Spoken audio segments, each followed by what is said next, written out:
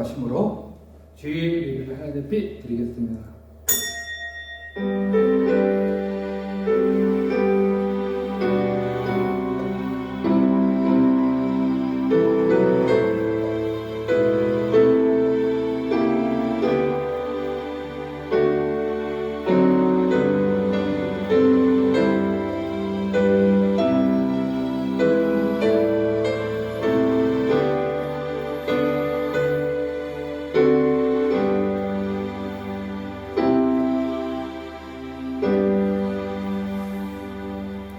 여호와는 은혜로우시며 긍휼이 많으시며 노하기를 더디하시며 인자하심이 크시도다. 여호와께서는 모든 것을 선대하시며 그 지으신 모든 것에 긍휼을 베푸시는도다. 아멘.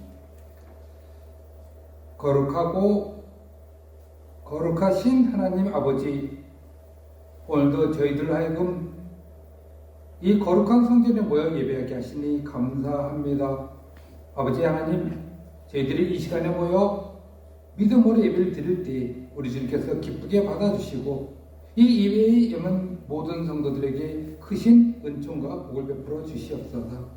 아버지 하나님, 지난 시간들을 생각하며 하나님 앞에 감사드리옵나이다.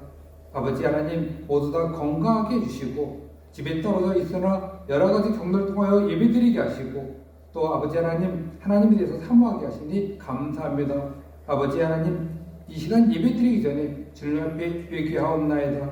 아버지 하나님, 말씀대로 살지 못하며 이 세상에서 제 마음대로 살았던 모든 것들 다 죄된 것인 것을 알고 주님 앞에 용서를 구하오니 저희들의 죄를 깨끗이 씻어주시고 저희들 하여금 이 시간에 경건하고 그리고 정결한 마음으로 예배하게 하여 주시옵소서.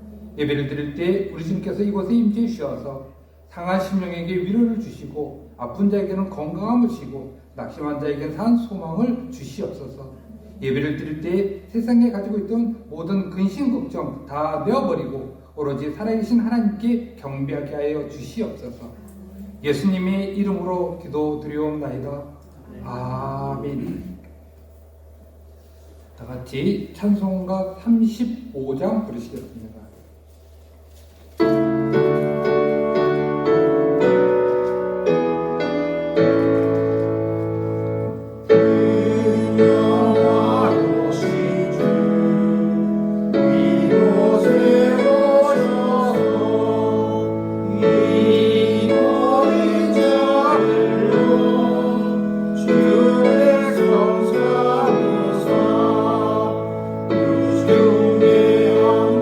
주의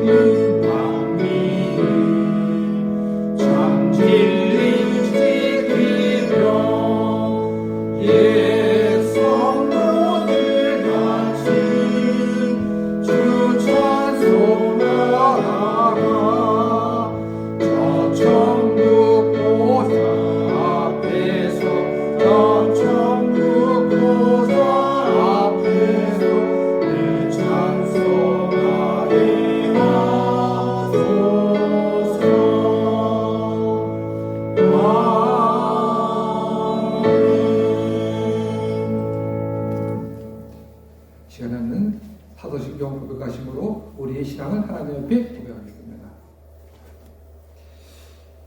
전능하사 천지를 만드신 하나님 아버지를 내가 믿사오며 그 외아들 우리 주 예수 그리스도를 믿사오니 이는 성령으로 잉태하사 동정녀 마리아에게 나시고 본디오 빌라도에게 고난을 받으사 십자가에 못 박혀 죽으시고 장사한 지 사흘 만에 죽은 자 가운데서 다시 살아나시며 하늘에 오르사 전능하신 하나님 우편에 앉아 계시다가 저리로서 사한 자 죽은 자를 심판하러 오시리라.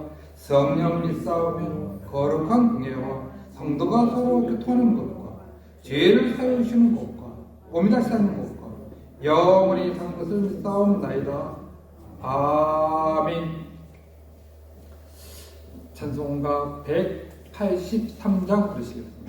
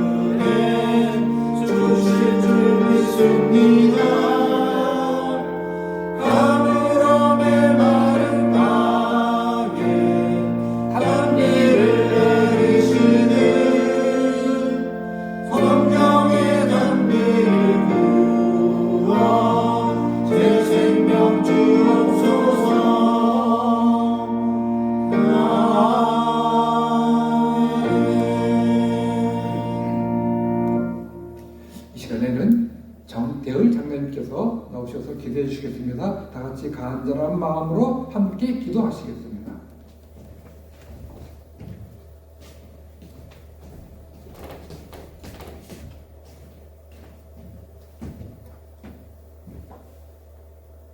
기도하겠습니다. 계절을 따라 변하는 이 땅의 만물들을 통해 살아계심을 드러내시고 또 우리에게 주어진 매일의 일상 가운데 그 능력을 나타내시는 주님을 찬양합니다. 아버지 하나님, 오늘도 당신의 사랑하는 성도들이 각 가정에서 형편에 맞게 영상으로 예배를 드립니다. 함께 모여 찬양하고 서로 얼굴을 마주하고 교제를 나누지 못해 안타깝지만 택하시고 자녀 삼아주신 주님의 은혜와 사랑을 감사하며 이 시간 신령과 진정으로 예배하오니 머리 숙여 예배하는 신명들마다 하늘로부터 내려오는 위로와 평강이 넘쳐나게 하옵소서. 주님의 돌보심 가운데 한 주간을 보내면서도 주님의 자녀라는 이름으로 불리기에 많이 부끄럽고 허물 많은 우리들을 돌아보며 회개합니다. 아버지 하나님, 입술로는 주님을 찬양했지만 삶을 통하여 영광을 돌리지 못한 우리들을 용서하여 주시고 긍휼히 여겨 주셔서 말씀을 통하여 회복되고 기쁨과 감사가 넘치는 심령들이 되어지기를 간절히 원합니다. 아버지 하나님, 우리는 모두 예수의 제자입니다. 그가 십자가에서 죽고 부활하기까지 이 땅에서 행한 사랑의 기적들을 우리가 머리로만 마음으로만 기억하지 않게 하시고 우리들을 필요로 하는 곳에서 그리스도의 사랑을 힘써 행하게 하시며 그 행함의 깊이만큼 복음의 지경이 넓혀지는 축복을 경험하게 하옵소서. 아버지 하나님, 전 세계 코로나19 전염병이 만연한 가운데서도 모두가 힘을 합하여 우리나라의 형편이 어느 정도 안정되게 하시고 또 총선도 무사히 치르게 하심을 감사합니다. 사람마다 정치적 성향은 다르겠지만 갈라졌던 마음들이 다시 화합하여 대한민국이 어려움을 극복하고 번영하게 하시고 정의롭고 상식이 통하는 나라로 세워지게 하옵소서. 아버지 하나님, 오늘도 변함없이 말씀을 전하기 위해 다니엘 세우신 목사님, 성령께서 함께 하셔서 선포되는 말씀들이 성도들 마음밭에 생명의 양식으로 자라나게 하시고 세상 속에서 살아갈 때에 분별력 있고 능력 있는 그리스도인으로 살아가기에 부족함이 없게 하옵소서. 아버지 하나님, 벌써 2달 넘게 성전에서 예배하며 서로 무난하지 못한 바른길교회 성도들 한 사람 한 사람 특별히 기억하여 주시고 빠른 시일 안에 함께 모여 예배하며 사랑의 교제를 나눌 수 있도록 모든 상황들을 도와주옵소서. 감사하며 모든 말씀 예수님의 이름으로 기도합니다. 아멘.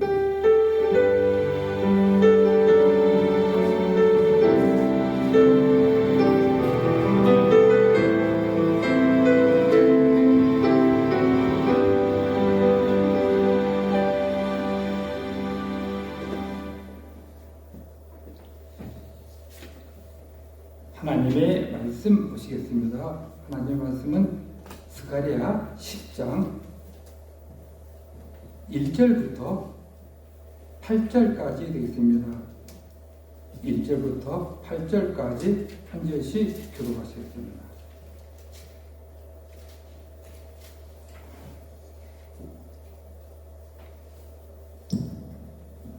제가 먼저 읽습니다. 봄비가 올 때에 여호와 곧 구름을 일게 하시는 여호와께 비를 구하라. 무리에게 소낙비를 내려서 밭의 채소를 각 사람에게 주시리라. 드라빌들은 허탄한 것을 말하며 독술자는 진실하지 않은 것을 보고 거짓금을 말한즉 그 위로가 헛됨으로 백성들이 양같이 위대하며 목자가 없으므로 공고를 당하나니 내가 목자들에게 너를 바라며 내가 숫 염소들을 벌하리라. 만군의 여호와가 그 무리 곧 유다 족속을 돌보아 그들을 전쟁의 준마와 같게 하리니 모퉁이들을 그에게서 말뚝이 그에게서 싸우는 활이 그에게서 권세자 자가 그에게서 나와서 싸울 때에 용사같이 거리의 진흙 중에 원수를 밟을 것이라. 여호와가 그들과 함께 한즉 그들이 싸워 말탄 자들을 부끄럽게 하리라. 내가 유다 족속을 경고하게 하며 요셉 족속을 보호하시라. 내가 그들을 긍휼히 여김으로 그들이 돌아오게 하리니 그들은 내가 내버린 일이 없음같이 되리라. 나는 그들의 하나님 여호와라. 내가 그들에게 들으리라. 에브라임이 용사 같아서 포도주를 마심같이 마음이 즐거울 것이요 그들의 자손을 보고 기뻐하며 여호와로 말미암아 마음이 즐거워하리라. 내가 그들을 향하여 심판을 두어 그들을 모은 것은 내가 그들을 구속하였습니다. 그들이 전에 번성하였던 것 같이 번성하리라. 아멘.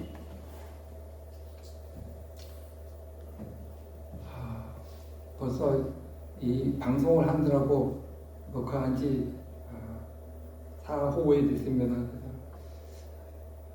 오늘이 마지막이 되기를 간절히 바라는 마음으로 이렇게 편하고 그리고 재미있게 말씀 나눴으면 하는 마음입니다. 그동안 생각하면은 이 방송을 하는 예배가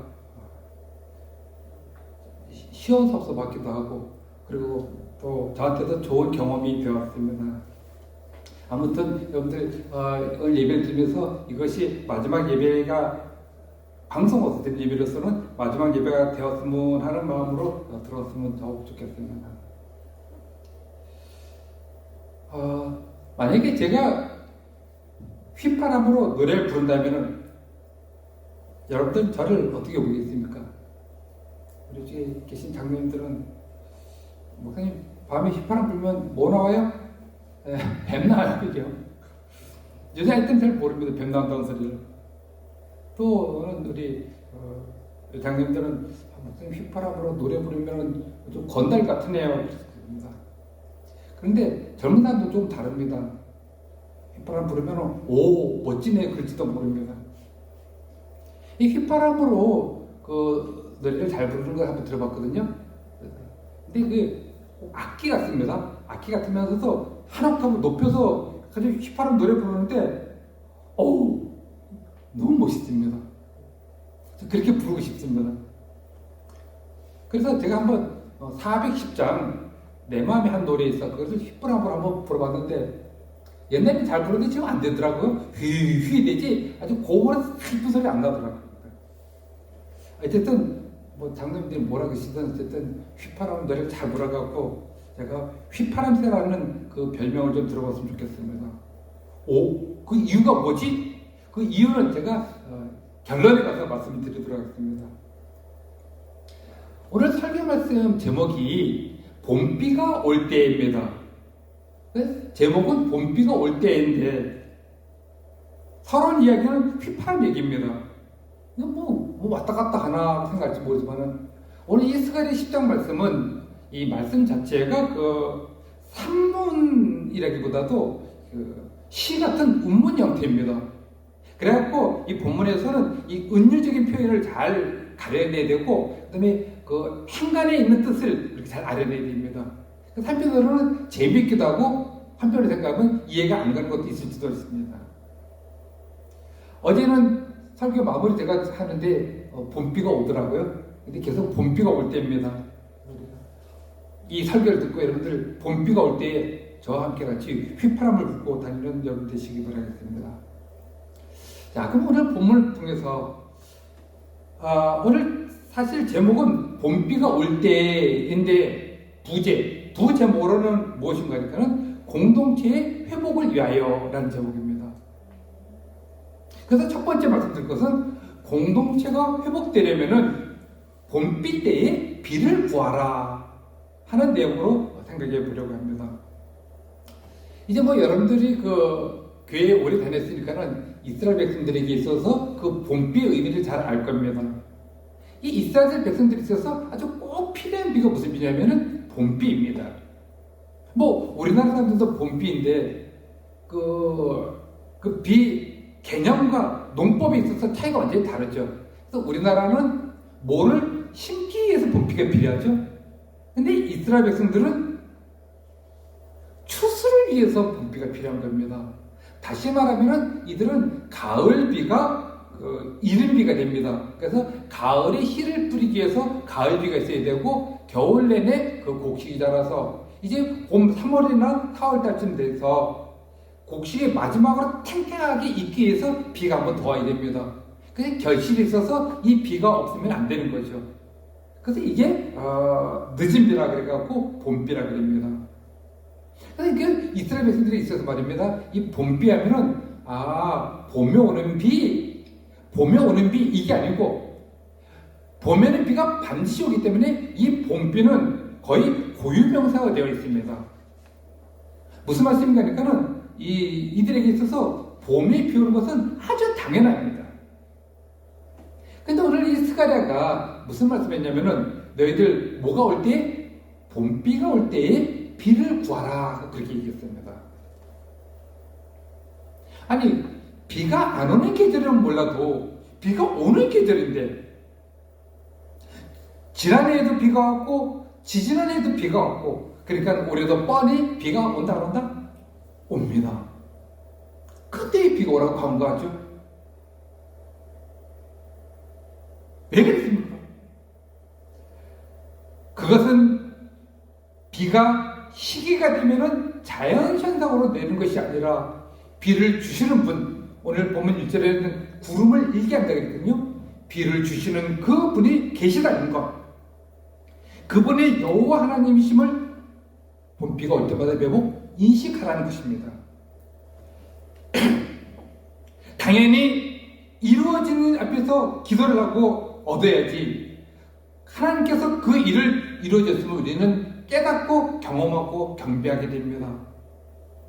무슨 말씀인가 하니까는 당연히 이루어지는 일, 그 당연함 속에 우리는 하나님을 묻어둬서는 안 되는 겁니다. 이 당연함은 하나님의 지속적이고 끈기 있는 은혜의 결과입니다. 우리는 그 당연한 것을 구함으로 얻지 않으면 자연주의자가 됩니다.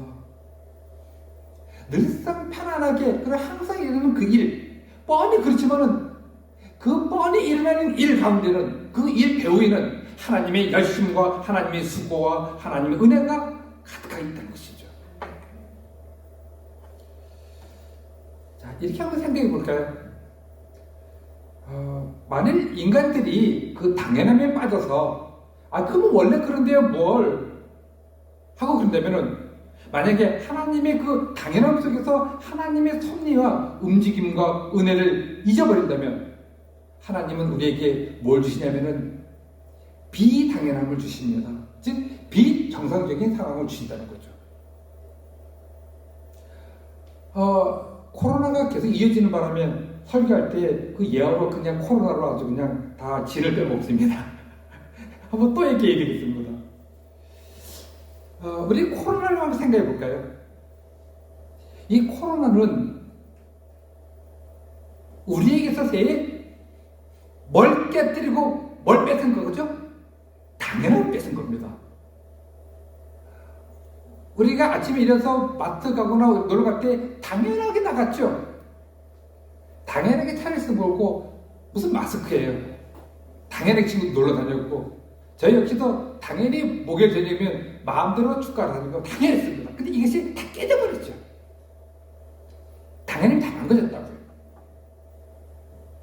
그동안 각국에 있는 모든 나라들이 자기네들이 의도한 대로 모든 것이 잘 굴러갔습니다.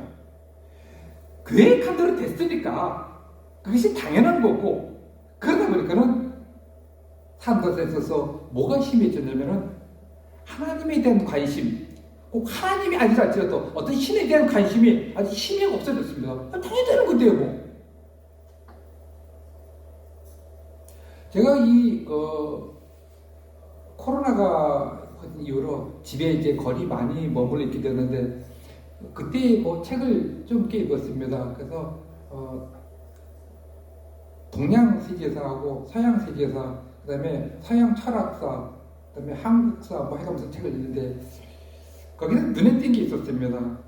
얼마 전에 서양 역사가 끝났는데 2차 세계대전 후에 뭐가 생겼냐면은 우리가 잘 알듯이 국제연합이라는 국제기구가 탄생했습니다.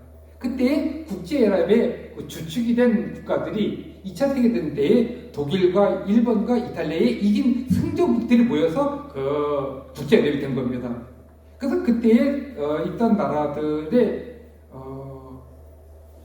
강대국들, 있어서 안전보장 이사회에 있는 나라가 미국, 프랑스, 영국, 소련, 그리고 중국입니다. 아시죠? 그 이후로 이 나라들은 자기네들이 마음 먹으면 했습니다. 거칠 게 없지 않습니까? 결정은 그대로 당연히 되는 거죠. 근데 이 나라들이 무슨 하나님을 생각하겠어요? 그러다 이번에 코로나에서 모든 것이 일상이 다 깨졌습니다. 자, 미국 어떻습니까? 지금 다 망가졌죠. 프랑스 형편없습니다. 영국도 그렇고. 소리는 덜한지 모르지만 중국은 아예 처음 발상지 거기니까요. 하나님께서 너희들이 생각한 것이 항상 당연하게 될 거라고 생각했을 때에 하나님께서는 그것을 어떻게 해요? 깨뜨리십니다. 이들이 계속했다 왔던 그 당연함 속에는 하나님의 그 끈질긴 참음과 인내와 노력과 은혜가 있었던 겁니다. 그리스도인들인 우리 삶을 한번 그간 생각해 볼까요? 우리가 주일이면은 하나님이 좋아하시는 예배인데요, 뭐. 그래서 우리는 주일날이면은 당연히 내가 교회 갈 수 있고, 당연히 예배 드리고, 당연히 설교 들을 수 있을 거라고 생각했습니다. 거기에 별 고민이 없습니다. 그 당연함 속에 예배와 설교와 건강과 우리의 운전과 모든 계획이 다 하면서 우리는 하나님께 별로 간구하지 않았습니다. 물론 저와 다를지 몰라도 어떤 사람은 아침에 집에 탁 나와서 하나님 내가 오늘 예배당 가는데 예배당까지 무사히 도착하게 해주십시오라고 간구한 사람은 별로 없었을 겁니다. 그냥 왔죠 뭐.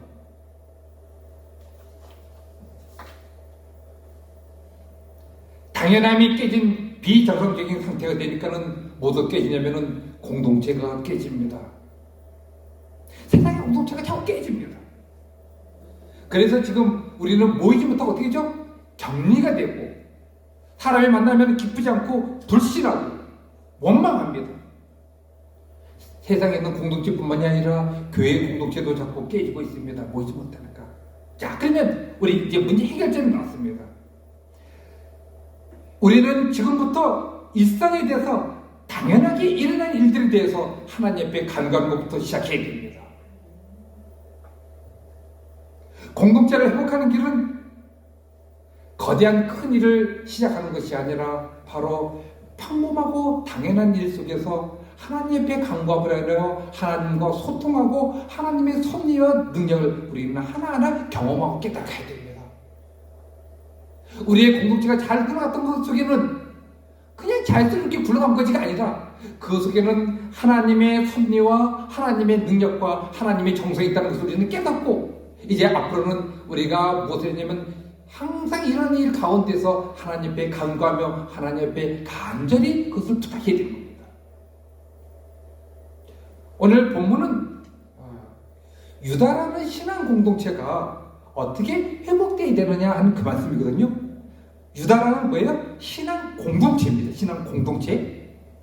그러면은 우리가 생각할 때 지금 나 개인이 아니라 공동체를 생각해야 되는 거죠. 그래서 아까 제가 설교 부제목으로 뭐라 그랬죠? 공동체가 회복되는 법이라고 하는 겁니다. 바르게 교회라는 공동체, 선교단체라는 공동체, 그 다음에 우리는 집에 있으면 뭐죠? 가정이라는 공동체입니다. 그리고 우리가 미우나 고우나 몸을 담고 있는 이 사회 공동체라는 것이 있습니다. 이 공동체들이, 각 공동체들이 예전에는 눈만 뜨면 모일 수가 있고 마음만 먹으면 모일 수가 있었고 했던 것들인데 그게 당연한 것이 아니라 우리는 앞으로 그 일을 놓고 봤을 때에 하나하나 모일 때마다 뻔히 이루어질 수 있는 일에 대해서 하나님 앞에 간구하는 것이 필요합니다. 소제목으로 얘기한다면 봄비가 올 때 어떻게 해요? 비를 구하는 겁니다. 내일 아침에 하나님 찬란하게 해가 뜨게 해달라고 매일은 아니지만은 가끔 간구해야 됩니다. 아니 내일 아침에 해 기도하는 안 되나 그거 뜨지. 그게 아니라니까요. 하나님 내일 아침 온 가족이 무탈하게 탈 없이 잘 건강하게 일어나게 해주십시오. 오늘 저녁 집에서 우리 모두 가족이 함께 오면서 밥을 먹게 해주십시오. 뭐 먹내다 먹죠 뭐. 그래도 그 당연한 가운데 둘이 기도하는 것, 이것이 바로 우리에게 있을 때 기본입니다. 기존입니다. 마트에 장 보러 나가면서 탈을 치는 겁니다. 뭐 매번 그러지는 않아도 되지만 하나님 오늘 마트에 가서 장을 잘 보고 오게 해주십시오. 그 기도 안 하면 장 뭐 잘 못 보나요? 볼 수 있지 않습니까? 그래서 기도하는 거죠. 이렇게 일상에서 평범하게 당연히 일어난 일에 대해서 우리는 기도하는 것이 중요하고 그것이 바로 우리 신앙의 기초라는 것이죠. 이것이 회복될 때에 우리들은 다시 그 당연함이 우리에게 있어서 자연스럽게 이루어지고 우리 깨진 공동체가 어떻게 해요? 화합이 되고 회복이 되는 겁니다.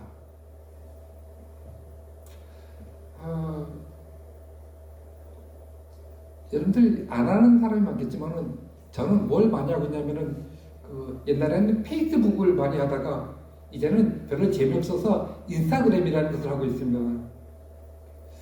근데 이제 그 인스타그램에 제가 페이스북과 비슷한 건데 거기 시를 많이 올리고 그다음에 사진도 올리고 그래서 그 팬도 있습니다. 그래서 그 팬들이 이건 어떻다 저떻다고 뭐 그렇게 얘기합니다. 그래서 그 소통이 되고 제가 그 교회에서의 그 사람들과만의 소통뿐만이 아니라 세상 사람들하고 소통하고 싶은데 평상시 그 소통이 잘 안 되거든요. 그래서 세상 사람들 생각을 읽을 필요도 있고 해서 그 인스타그램 들어갑니다. 근데 그 인스타그램을 그 앱을 열면은 제가 로그인 할 필요도 없습니다. 그냥 하면 딱 떠요, 떠. 그러니까 뭐 평상시에 이렇게 자연스럽게 차 타고 다닐 때 막 자연스럽게 합니다. 아이고야. 근데 이번 주 월요일 날 저희 어머님에 대한 시를 다 쓰고 어머님에 대한 사진까지 준비해서 딱 업로드하고 딱 했더니까 제 인스타그램이 다른 사람 이름이 돼버렸습니다. 해킹 당해갖고 닉네임도 바뀌고 비번도 바뀌고 그래서 지금 제가 다른 경로로 인스타그램에 딱 들어가면 제 모든 자료가 다 떴는데 그 위에 해커 이름이 떠 있습니다. 그래서 제가 그게 아무것도 못하면서 보기만 하고 그렇게 되니까는 밥맛이 없습니다. 아니 목사님 뭐 그런 밥맛이 없어요. 그런데 사람들은 다르지 않습니까? 제가 그것을 문학하는 그 도구고 그것들을 통해서 책까지 썼던가요. 그래서 제가 이럽니다. 아 그동안 내가 인스타그램을 켤 때에 하나님 앞에 하나님 이거 가끔이라도 인스타그램 잘하게 해주시고 잘 들어 계시고 한 번도 기도가 없었구나. 앱을 열면은 어떻게 되는 줄 알았어요? 당연히 되는 줄 알았죠. 그래서 제가 아주 타진타진합니다. 지금 그걸 회복시키라는데 굉장히 어려워요. 그래서 회복이 되면 다시 제 거를 뺏어 오면은 그다음부터는 켤 때마다는 다 100% 그럴지 모르지만은 가끔 하나님 인스타그램 잘 들어가고 나오기 시작할지 모릅니다.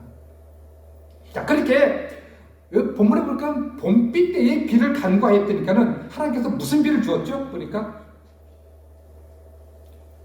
찔끔 비가 아니고 일제를 보니까 무슨 비를 줬다 그랬죠? 이슬비다 아니고 안개비다 아니고 무슨 비요?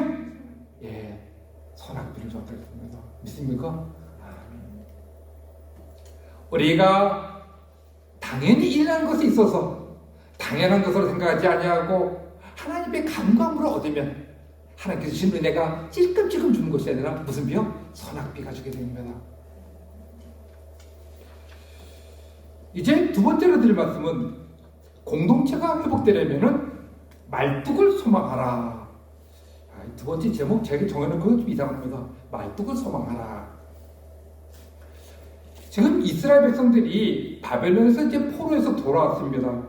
돌아왔는데 그들이 상당히 그 수모스럽고 아주 창피스럽고 그리고 아주 그들의 약속 때문에 상당히 괴로웠습니다.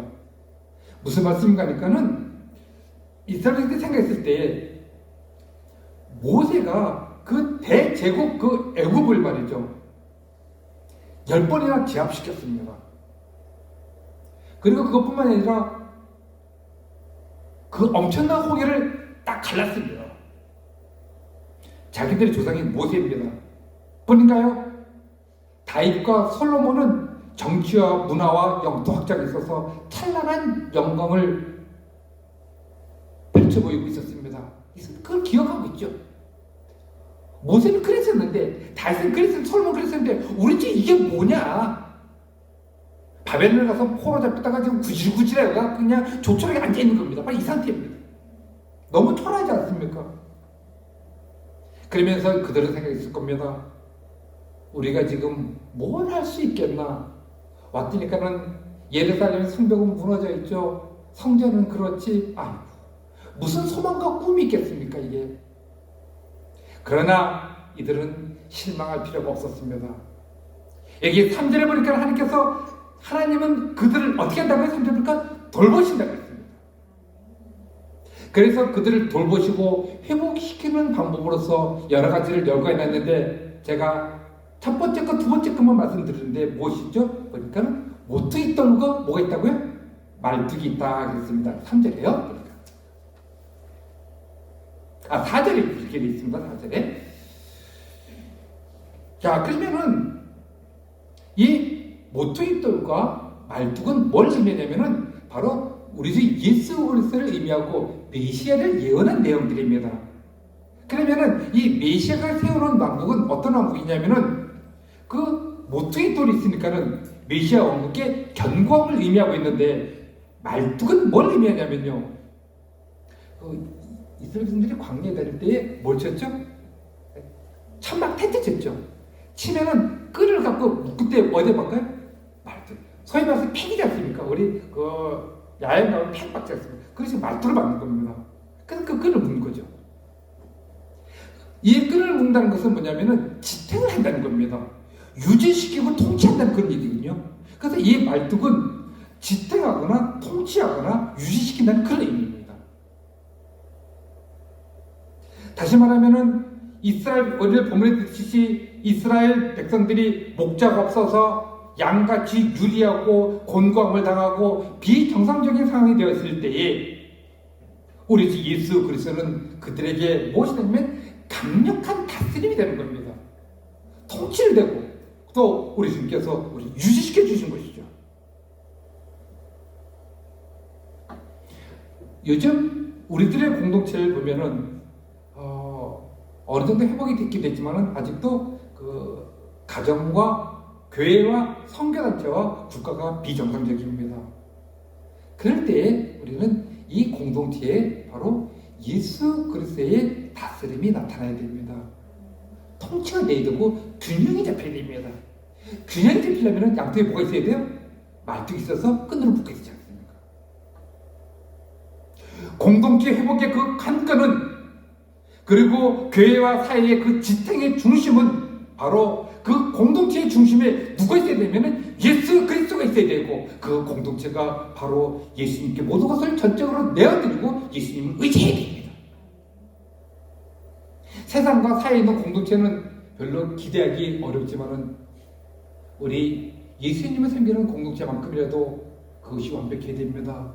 교회와 선교단체와 각 모든 그 신앙의 공동체들이 다 주님 중심지로 내어버립니다.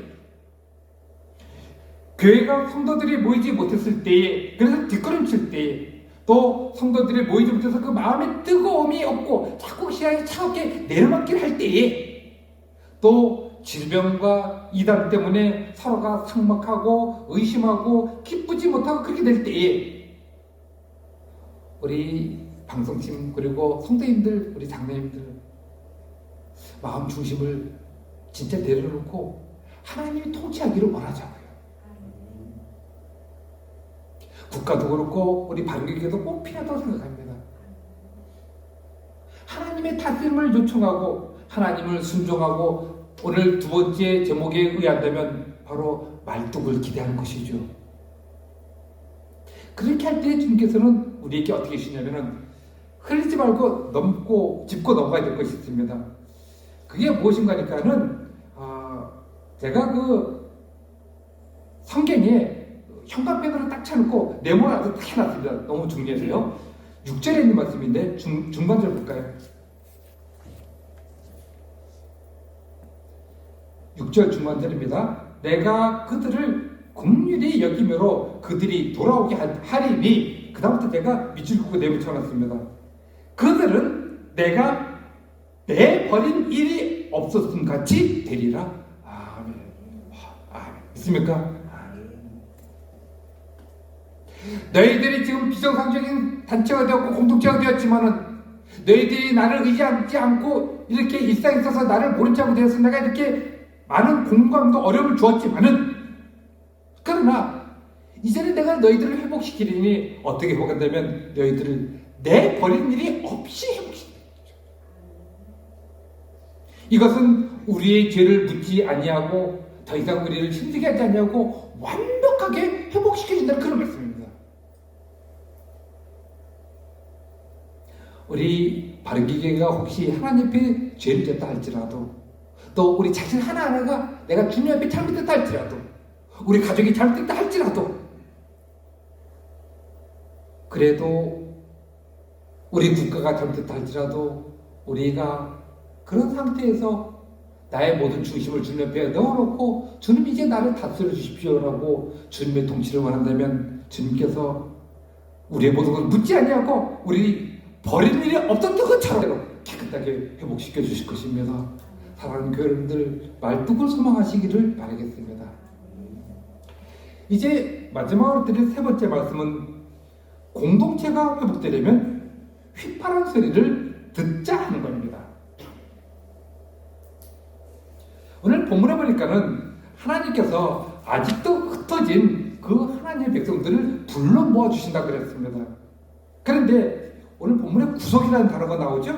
하나님께서 이들을 왜 불러 모시냐면은 구속했기 때문에 그렇습니다. 이 구속이라는 것은 돈을 주고 산 거거든요. 그래서 돈을 주고 샀으니까는 불러 모으지 않으면 안 되는 거지 않습니까? 그래서 불러 모으게 되어 있습니다. 그런데 이 이스라엘 백성들을 불러 모을 때 하나님께서 어떻게 부르신다고? 뭘로 부르신다고? 예, 휘파람 소리로 불러주신 겁니다. 이 휘파람 소리는 목자가 이제 양을 부르는 그런 소리인데 재미있는 사실은 무엇인가 하니까는 고대 근동지방, 그 팔레스타인을 중심으로 해서 근동지방에 있는 사람들의 그 양봉업자들이 휘파람을 분대요. 그래서 양봉업자들이 자기의 벌떼를 불러들일 때 휘파람 분다는 겁니다. 그 주파수가 아마 그 벌에 맞는 모양이죠.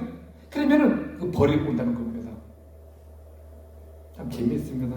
그래서 하나님께서 이스라엘 백성들을 휘파람으로 부를 때 이스라엘 백성들이 무슨 때처럼 몰려든다? 벌떼처럼 몰려든다. 바벨론에 있어서 1차로 포로로서 돌아왔지만은 아직도 2차, 3차 남아있기도 하고 유다 백성들뿐만이 아니라 이스라엘 사람들이 바벨론뿐만 아니라 여러 곳에 흩어져 있습니다. 그들이 다 와야 되지 않습니까? 그들이 바로 우리 주 예수 그리스도의 휘파람 소리를 듣고 메시아의 휘파람 소리를 듣고 올 것입니다. 얼마나 멋진 폭발입니까? 자기 백성들을 그 사랑으로 하나님께서 돈 주고 구속해서 그 불러 모으기 시작하면서 한편으로는 그 희생과 함께 손해를 보면서 부르시면서도 한편으로는 심각하게 야 돌아와 근데 때가 아니라 뭘로 휘파람으로 불러주십니다. 낭만적으로 불러주시는 우리 하나님, 이 휘파람 소리는 하나님의 자비의 소리요 하나님의 은혜의 부르심입니다. 양 입장에서 본다면은 이것은 기쁨의 신호이고 신뢰와 생명의 신호입니다. 사랑하는 교회 여러분들, 우리는 공동체 회복을 위해서 다른 여러 가지 모두 있지만은 우리 지금 현상에서 중요한 것은 공동체 회복이니까, 또 느끼면은 다음 주부터 교회에서 예배드릴 것 같으니까 이 공동체 회복을 위해서 우리는 한 주간 동안 뭐가 필요하냐면 하나님의 소리에 귀를 기울이고 하나님의 소리에 익숙해야 됩니다. 그동안 내가 뜨겁게 기도하다 보니까는 내가 내 기도에 내 기도 소리에 익숙해졌습니다. 근데 지금부터 다음 주 한 주간 동안은 내가 기도를 많이 하겠지만은 내 기도의 소리에 익숙한 것보다도 하나님의 휘파람 소리에 익숙했으면 좋겠습니다. 우리는 세상 소리에 너무 익숙합니다. 거기에 빠져 살지요. 성공의 소리, 정치와 뉴스의 소리, 근심의 소리, 아주 여러 가지 소리들이 익숙하지 않습니까? 그 소리 자체가 꼭 나쁘다기보다도 그 소리 때문에 하나님의 휘파람 소리를 못 듣습니다. 가끔 클래식 음악도 듣고 재즈 음악 좋습니다. 들으십시오. 괜찮습니다. 세상에 여러 소리 듣지만은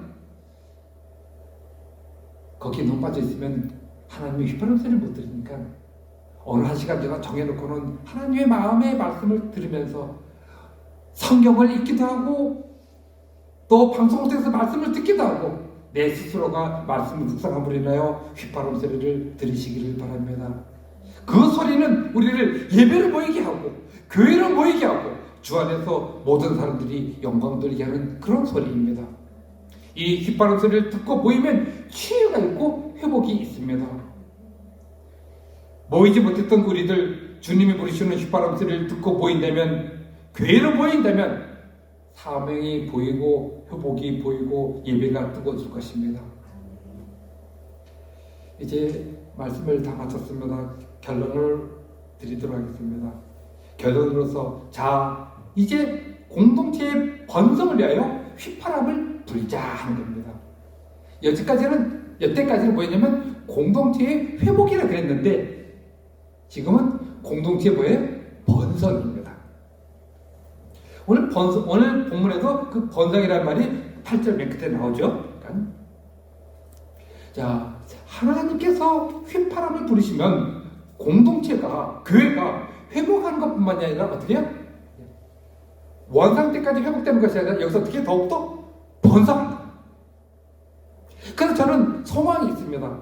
여태까지 코로나19로 인해서 예배 모이지 못해갖고 모인 날짜가 조금 모이고 막 그랬는데 빨리 이렇게 해서 지금 여름 때까지 회복이 됐으면 좋겠습니다. 근데 거기서 멈추지 말고 어떻게 하자고요? 예? 번성하자고요.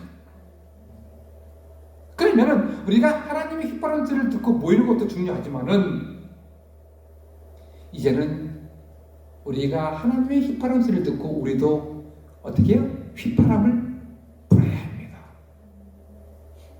세상에 죽어가는 심령들에서 십자가 휘파람을 불어야 되고 우리의 공동체 안에 있는 그 낙심하고 있는 사람들에 대해서 우리는 위로와 사랑의 휘파람을 불어야 합니다. 복음의 휘파람, 찬양의 휘파람, 그리고 주님의 휘파람을 불어야 합니다. 그래서 제가 서론에 뭐가 되고 싶다 그랬죠? 휘파람대가 되고 싶다고 서론에 얘기했습니다. 사랑하는 우리 장로들과 이태리 모인 성도 여러분들, 실제로 휘파람 불면 잘 안 될 겁니다. 안 불어도 됩니다. 하지만 여러분들 영적인 휘파람을 부시기를 바랍니다.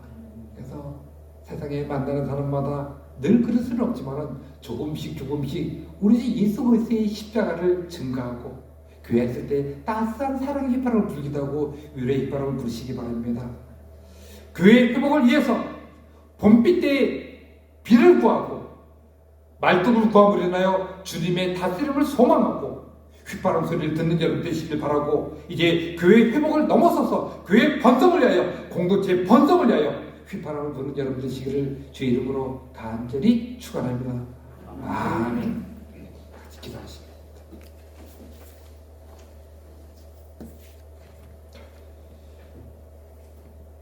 하나님 아버지, 오늘 스가랴서 10장 말씀은 저희들에게 회복과 번성을 주는 말씀인데 딱딱하게 말씀을 주신 것이 아니라 여러 가지 다양한 단어와 은유적인 표현으로서 저희들을 감동시키고 새의 힘을 주시나이다. 아버지 하나님, 스가랴의 이 말씀을 들으며 저희들 새롭게 다짐합니다. 여지껏 늘 일어나는 당연히 있어야 하는 것에 파묻혀서 그 당연함 가운데 수고하고 있고 또 노력하고 은혜로서 모든 것을 다 주신 우리 하나님을 잊고 살아간 적이 너무나도 많았나이다. 오 주여, 이 자리에서 저희들 회개하며 이제 앞으로 일어나는 일상 가운데서 당연함 가운데 하나님 앞에 간구하기를 원하나이다. 아버지 하나님, 또 저희들 공동체 회복을 위하여 우리 주님의 다스림이 필요하오니 항상 주님께서 다스렸지만은 저희들이 더더욱 마음을 열고 주님께서 다스려 주길 원하는 마음으로 기대하고 주님을 순종해 나가는 저희들이 되게 하여 주시옵소서. 아버지 하나님, 저희들 일상에 있어서 세상의 소리에만 너무 익숙하지 않도록 하여 주시옵소서. 말씀을 읽고 묵상하고 설교를 듣고 아버지 하나님, 저희들 기도하는 과정 가운데 하나님의 그 휘파람 소리를 듣게 하여 주시옵소서. 주여, 이 말씀을 갖고 저희들 세상에 나가서 살려고 합나이다. 저희들 힘을 주시고 용기를 주시고 이제 코로나 회복을 넘어서서 앞으로 오는 많은 일상 삶의 속에서 그 시간 속에서 우리 주님의 복음을 붙들고 위로와 사랑의 휘파람을 부는 훌륭한 일꾼들이 되게 하여 주시옵소서. 예수님의 이름으로 기도드리옵나이다. 아멘. 찬송가 455장 부르셨습니다.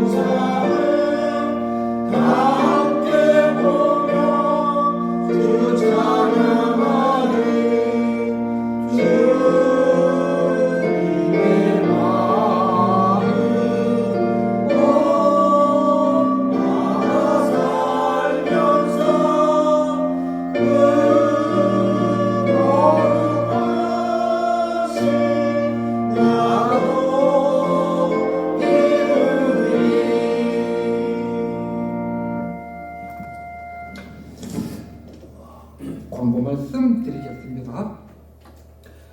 예배 후에 당회실에서 당회가 있겠습니다. 당회원들 모두 모여주시기를 바라겠습니다. 오늘은 좀 나눌 말씀이 좀 꽤 있습니다. 제 134회 강원도회가 4월 20일 즉 월요일부터 있게 되겠습니다. 원주 춘천 온누리교회에서 있게 됐습니다. 그래서 우리 바른교회에서 당회원이 거기 참석하게 되겠습니다. 위에서 기대해 주시고 단순히 당회원뿐만이 아니라 이 강원도회 노회가 이번에 노회장과 함께 부노회장 여러 가지 선거가 있는 겁니다. 그래서 아주 중요한 노예라서 코로나 이런 전염 없이 그다음에 우려함 없이 그냥 은혜스럽게 잘 되겠다는 여러분들 강원도에서 기대해 주시기 바랍니다. 지난주에도 말씀드렸듯이 우리 성도 여러분들 혹시 가정에 특별한 사정이 있으면은 제 사정을 보지 말고 신방 요청을 해주시면은 가서 신방을 이렇게 하도록 하겠습니다. 그다음에 지난 강의 때도 약간 말씀을 드렸고 오늘도 좀 심도 있게 말씀 나눌 건데 아마 4월 26일 예배가 교회에서 정식으로 드린다가 아니라 오늘 저녁에 오늘 오후에 당해 봐야 되는 거니까요. 근데 정식으로 드릴 가능성이 큽니다. 그래서 성도 여러분들 기도로서 적극적으로 준비해 주시기 바라고 그 다음에 당회 마친 것에 대해서 화요일 날 여러분들에게 교회에서 드릴지 가정들에 대해서 광고하고 공지를 드리도록 하겠습니다.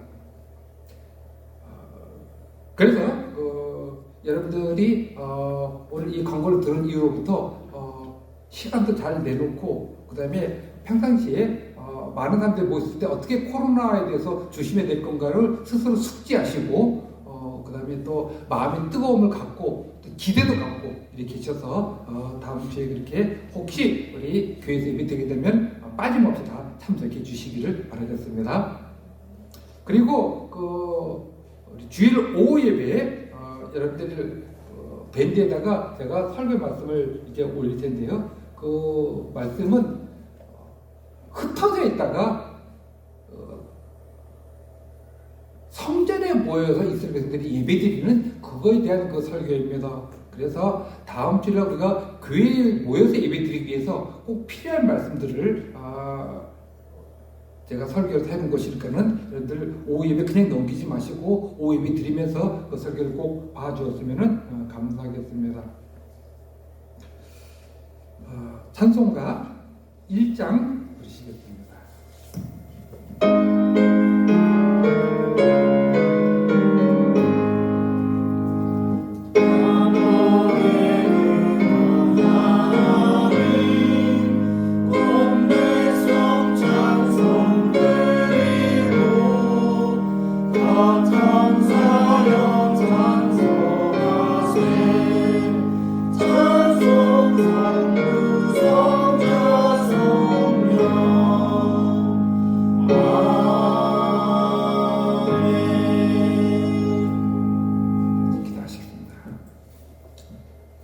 지금은 우리 주 예수 그리스도의 은혜와 하나님 아버지의 무한 자비하신 사랑하심과 성령님의 교통하심이 봄비가 올 때 비를 구하고 그리고 우리의 통치와 다스림을 위하여 말뚝을 구하고 휘바람 소리를 들음으로 인하여 공동체가 회복되기를 원하는 이 시간에 예배드리는 성도들 머리의회와 가정에서 예배드리는 모든 성도들 그 가정 속에 그리고 앞으로 살아가면서 우리 하나님의 은혜를 생각하며 세상에서 복음의 휘파람을 부르는 모든 순간들 속에 이제로부터 영원토록 함께 있을지어다. 아멘.